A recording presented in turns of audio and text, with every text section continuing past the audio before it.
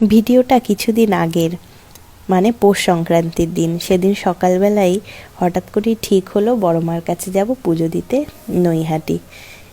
তা চলে গেছিলাম, অনেক দিনেরই মনের আশা ছিল। সেই কালী পুজোর সময় গেছিলাম, তখন তার মাকে পুজো দেওয়া হয়নি। তখন থেকেই মনে একটা ইচ্ছা ছিল যে মা আবার কবে টানবে, কারণ মা না টানলে তো মায়ের কাছে যাওয়া সম্ভব না, তাই না? তাই সেদিন হঠাৎ করেই দেখলাম মা টানলো, আর আমরাও চলে গেলাম মাকে পুজো দিতে। এখানে দেখো ভক্তরা গঙ্গা স্নান করে এসে দণ্ডি কাটতে কাটতে যাচ্ছে, আর এখানে দেখো দোকানে দোকানে মায়ের ডালা বিক্রি হচ্ছে। এখান থেকেই ডালা নিয়ে সবাই পুজো দিতে যায়। আমি অবশ্য ডালা নিয়েই গেছিলাম, কারণ আমার একটা মানসিকের পুজো ছিল, মাকে বেনারসি দিয়ে শাড়ি পরিয়ে মাকে একটা পুজো দেওয়ার খুব ইচ্ছা ছিল।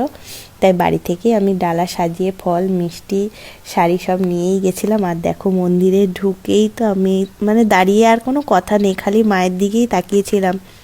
কি চাইবো কি বলবো কিচ্ছু বুঝতে পারি না। মাকে দেখেই যেন মন শান্ত হয়ে গেল।